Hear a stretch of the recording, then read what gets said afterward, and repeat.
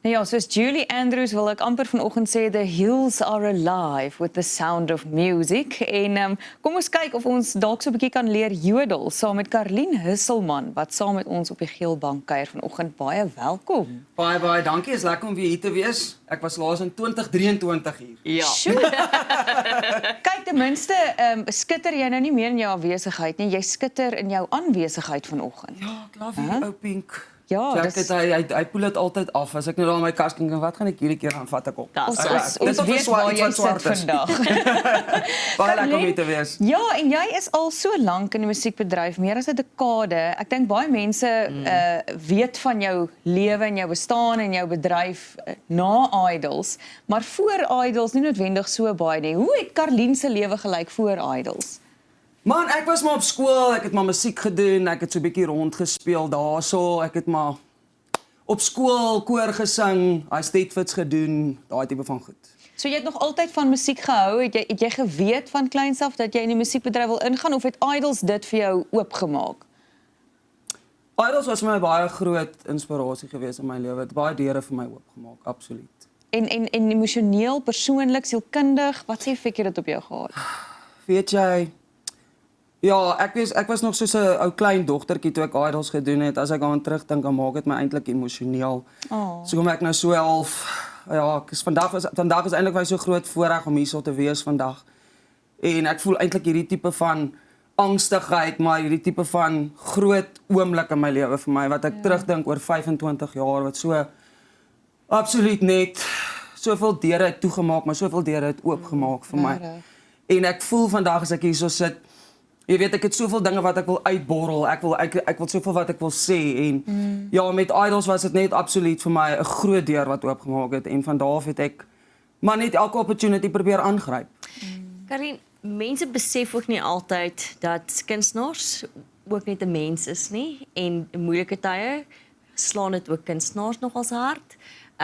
Mense sien net altyd die glam, dit gaan lekker en dis 'n nuwe vrystelling, maar jy self het op 'n punt gekom waar jy alles verloor het en so halfweer moes opstaan.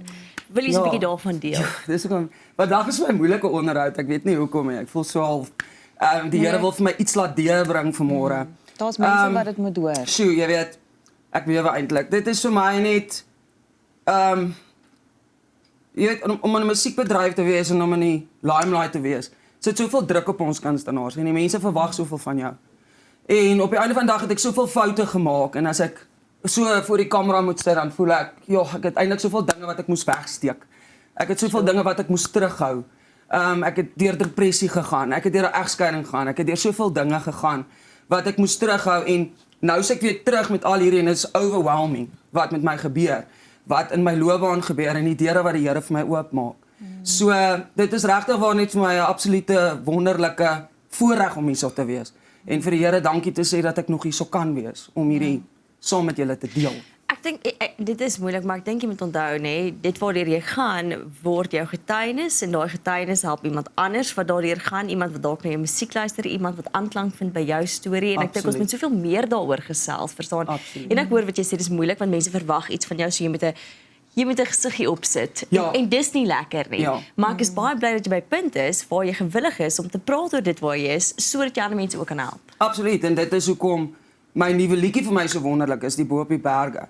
Want as ek so terugkyk oor my loopbaan en ek sien al hierdie pyn, hierdie seer en al die dinge wat ek moes wegsteek en wat ek moes teruggaan, wat ek vir die publiek moes wegsteek en hulle sien net altyd wanneer ek miskien upset is of kwaad is of stikkend is, maar hulle sien nie die werklikheid van daai berge wat binne in my is, daai dieptes, daai pyn wat ons vrouens baie keer moet wegsteek, wat ons moet opstaan uit en ons moet familie bymekaar hou, ons moet gaan werk, jy moet mooi lyk, moet presentable wees, moet al daai goeders doen en op die einde van die dag dan kom jy op 'n punt waar jy is waar ek vandag is. Ek wil terugkyk en sê ek het daai berg geklim. Ek het op 'n punt gekom in my lewe om te sê, weet jy wat, as ek angstig voel, voel ek angstig. As ek hartseer voel ek hartseer. As ek wil huil ek huil. As ek kwaad is ek kwaad. Jy weet, ek wil nie meer my emosies en my mens wees wegsteek nie. Ek wil nie hierso by die groot ontbyt kom en kom aantrek en lyk soos iemand wat lief is om rokke te dra nie, want ek is byvoorbeeld nie 'n groot rokmens nie. Ek hou van 'n jean, ek hou van gemaklik wees, ek hou van myself wees. So ek dink dit is vir my lekker om dit vandag te sê en daai van my af net uit te kry voordat 'n mens weer, jy weet, krak en dink, ek moet altyd net voorgee. Ek is so moeg vir dit. Sure. Ja. Ja, en dit is wonderlik.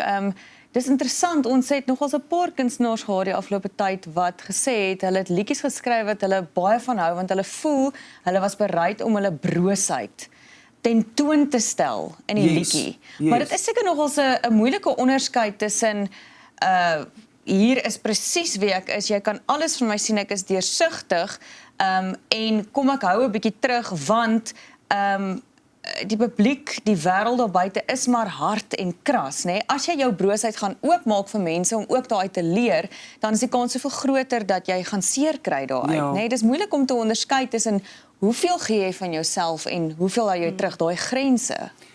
Ja, ek dink ek het tot op 'n stadium in my lewe ook gekom dat dit gaan eintlik nie saak maak watter kant toe ek gaan nie, ek gaan in elk geval moeilikheid kry. Is nie die diepte wat verskil. So wat ek besluit het is, weet jy wat, is beter om net dit te sê. Ja. En net dit te doen wat die Here op my hart lê, net myself te wees, want op die einde van die dag, ek sal eerder houe vat om te wees wie ek is, as om houe te vat om voor te gee wie ek nie is nie. En dit is vir my beter dat die mense daar buite my foute sien, as wat ek dit probeer wegsteek, want op die einde van die dag, dan staan ek voor die Here en ek staan voor 'n gehoor mense en ek is nie wie ek is nie en ek moet almekaar voorgee en almekaar voorgee en dit put 'n mens so baie uit dat jy op die einde depressie kry of dat jy in so diep gat val dat jy nie weet hoe gaan jy daar uitkom nie. So ek was daar in my lewe en ek is net nou op 'n punt waar ek net gesê het, weet jy wat, vat my net soos ek is of los my. Ek dink ons kan ook maar leer om bietjie meer genade met mekaar te hê. 100% want niemand van ons is perfek nie. Ons almal gaan foute maak en ek dink om mense minder te oordeel en mense meer lief te hê, is belangrik. Ek dink dis waaroor my musiek gaan en ek dink bo op die berge ook wat so net Bridges nou vir my geskryf het. Ek dink dit is waaroor dit regtig vir my op die einde van die dag gaan, is om mekaar se berge te sien. Jy weet, Jesus het op die berg gaan bid en hy het gesterf op die berg. So op die einde van die dag is dit so belangrik vir ons om te verstaan dat ons almal dra daai kruis tot bo op 'n berg. Ons kan altyd die mooi van buite af sien van iemand, maar ons almal het 'n stikkend. Ons almal het 'n kruis, ons almal het 'n berg, ons almal het 'n pyn. Ons almal het 'n bekommernis wat ons dra. So ek sê altyd ek is verskriklik trots op enige vrou en mans ook, maar ek is mos nou maar baie vir die vrouens omdat ek nou self 'n vrou is.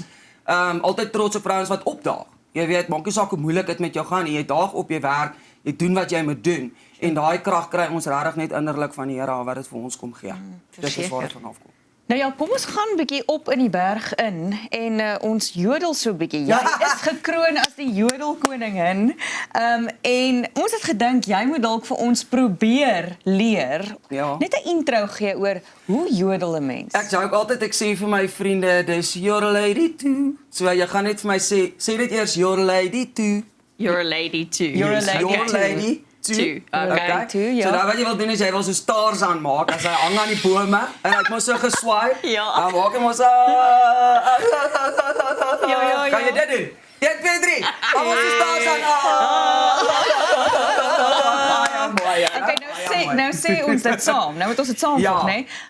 Ja, Praat. Ek kan Hey, 1 2 3. Your lady too. Begin net stadig. Your lady too. En dan gaan jy your lady.